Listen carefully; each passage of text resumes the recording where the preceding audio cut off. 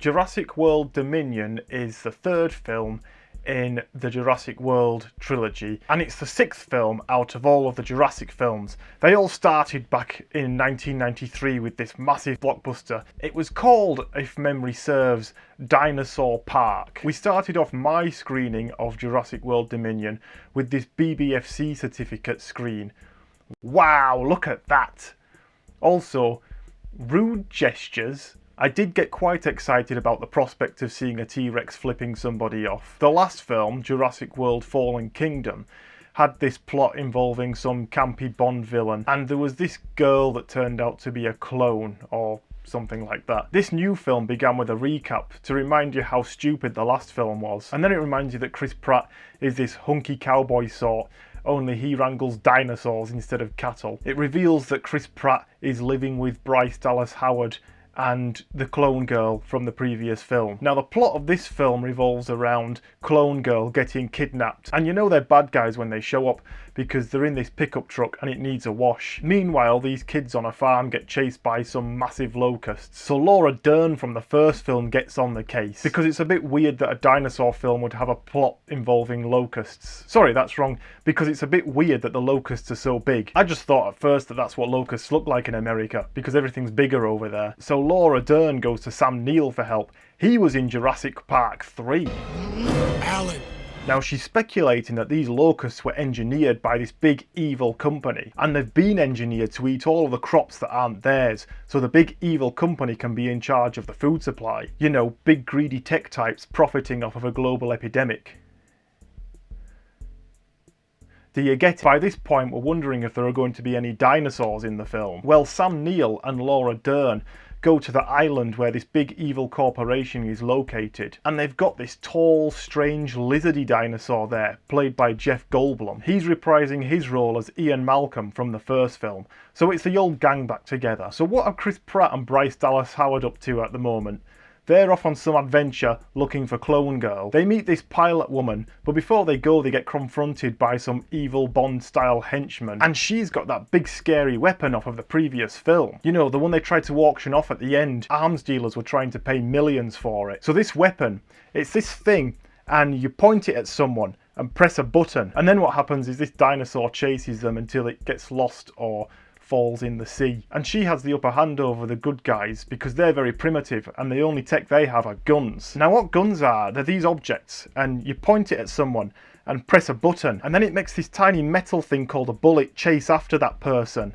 But it doesn't get lost or fall in the sea, it just arrives straight at them because they're so small and fast you don't even see them travelling. And then it punctures your body, and in most cases you die because getting punctured in the body by a bullet is quite bad for you. Sometimes they die straight away, but it's less efficient than the weapon that makes a dinosaur run after you. So they're nearly at the island of the evil corporation, and the evil corporation tell them to go away, but they don't go away. So then the head of the corporation, this big tech man, he turns off the dinosaur attacky preventer. It's this tech that stops dinosaurs getting at planes coming in and going again. Then this big flying dinosaur gets at the plane and rips this hole in it, so they're going to crash. Now, there's only one parachute on board, so they give that to Bryce Dallas Howard and she parachutes away into some jungly place. The other two crash land the plane and it's totally wrecked, so you just have to assume that they're stuck there. Meanwhile, Sam Neill and Laura Dern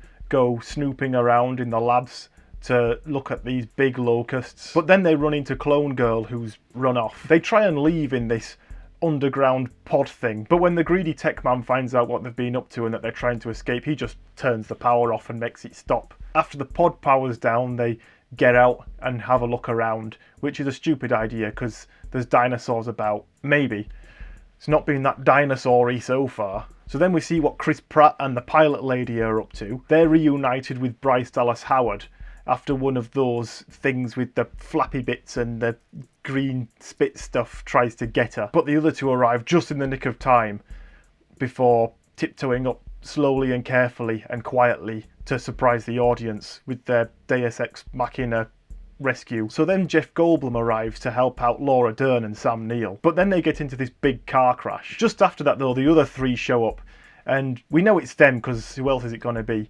But it's a big relief because then we don't have to jump around between story A and story B so much because they've all just congealed into one. Now, as it turns out, there are a few dinosaurs around, which would normally be cause for anxiety, but not here, because we never actually feel like any of them are in any danger, because we already know they're not going to kill off any of the original Jurassic Park lot, and they're not going to kill off the protagonists of the Jurassic World ones either. That just leaves Clone Girl and the pilot lady. But Clone Girl isn't going to die because they went there to rescue her in the first place. The closest thing to a Star Trek red shirt type character would be the pilot lady, but she's in the least amount of danger because the plot needs her to survive because of her piloting skills, because then everyone's dead if she's gone. Secondly, and more importantly, because she's ticking off more boxes on the diversity checklist. And this character here, she's a strong independent black woman, so she's already ticked off 2 items on that list. Anyway, the pilot lady finds this helicopter so they can all go home, but first they have to switch the dinosaur attacky preventer back on